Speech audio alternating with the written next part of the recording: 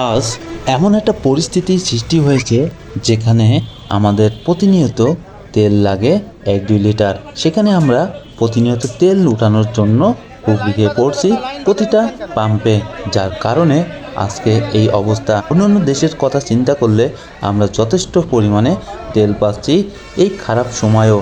এই তেলের বাজারটা কিন্তু সারা বিশ্বেই সমস্যা সৃষ্টি হয়েছে যুদ্ধ কারণে, আপনারা সবাই জানি, কিন্তু মানতে নারাজ।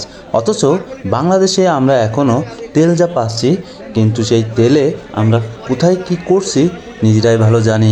কিন্তু প্রতিটা পাম্পেই আমরা যখন তেল পাচ্ছি তখন কেন এত চিন্তা, এত টেনশন?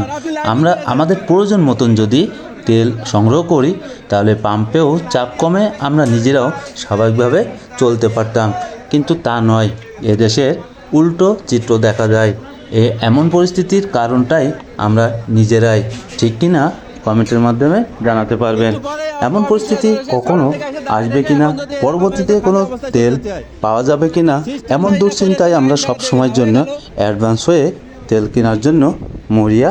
প্রত্যেকটা পাম্প থেকে যেন এক হাহাকার সৃষ্টি করেছে এবং মোটর বাইক আলাদের যত যন্ত্রণার জায়গা হয়েছে। সারাদিন দেখা যায় লাইনে দাঁড়ায় থাকতে তেল সংগ্রহ করতে।